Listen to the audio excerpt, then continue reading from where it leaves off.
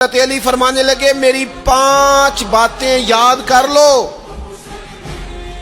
اور فرمانے لگے اونٹوں پر بیٹھ کر تلاش کرنے نکلو گے تو یہ باتیں تمہیں ملیں گی کہیں بھی نہیں، لے لو ہم سے حاصل کر لو، یہ فیض ہے۔ فرمایا ڈھونڈنے نکلو گے نہ ڈھونڈنے، تمہیں یہ ملیں گی، ڈھونڈنے سے نہیں چیزیں ملیں گی۔ فرمانے لگے 5 باتیں لے لو یار حضرت شیر خدا کی 5 باتیں، آج اس کو سبق کے طور پر رٹا لگا لو، اسے یاد کر لو، دل میں بٹھا لو۔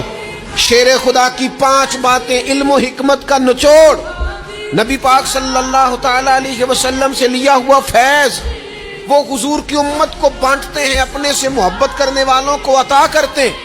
حضرت مولا علی شیر خدا فرمانے لگے 5 باتیں لے لو، تم اونٹوں پر بیٹھ کے نکلو گے تو تھک جاؤ گے، لیکن یہ باتیں تمہیں کہیں نہ ملیں گی۔ حضرت علی باتیں بیان کرتے ہیں، فرماتے ہیں پہلی بات یہ یاد رکھنا، بندے کو امید صرف اپنے رب سے رکھنی چاہیے،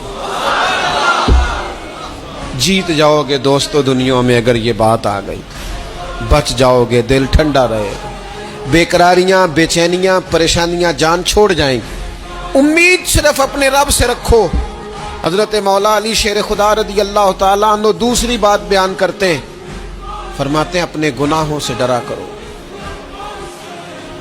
تم غریب ہونے سے ڈرتے ہو، تم تنگ دستی سے ڈرتے ہو، تم لوگوں کی دشمنی سے ڈرتے ہو، اپنے گناہوں سے ڈرو، کہیں ایسا نہ ہو کہ تمہاری نافرمانیاں رب کی ناراضگی کا سبب بن جائیں، اپنے گناہوں سے ڈرو۔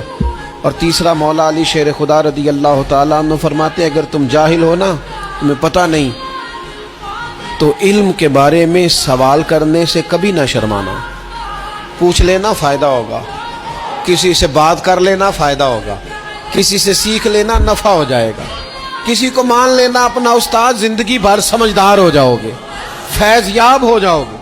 اور حضرت علی شیر خدا چوتھی بات ارشاد فرماتے ہیں یہ علماء کے لیے، فرمایا اگر عالم کو کسی مسئلے کا علم نہ ہو تو غلط بات نہ بتائے، بلکہ کہہ دے واللہ اعلم، اللہ بہتر جانتا ہے۔ یہ بات یاد رکھیں، جس بات کا پتہ نہ ہو، جس کی خبر نہ ہو، جس پر عبور نہ ہو، اس بات کو آگے بیان نہ کیا جائے، اور کبھی بھی غلط بات نہ بتائی جائے۔ یہ حضرت علی شیر خدا ہمیں سبق دیتے ہیں۔ اور 5ویں بات حضرت علی شیر خدا ارشاد فرماتے ہیں یاد رکھنا، ایمان میں صبر کی وہی حیثیت ہے جو جسم میں سر کی حیثیت ہے۔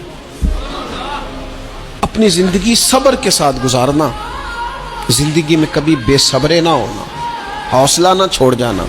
صبر بزدلی نہیں ہوتا، صبر تو اچھی تدبیر کو کہتے ہیں، صبر تو رب کریم کے فیصلے کے انتظار کو کہتے ہیں، صبر تو اللہ کی مدد کے نازل ہونے کے انتظار کو کہتے ہیں۔ فرمایا جو تمہارے جسم میں سر کا مقام ہے وہی ایمان میں صبر کا مقام ہے۔ یہ مولا علی شیر خدا نے ہمیں 5 باتیں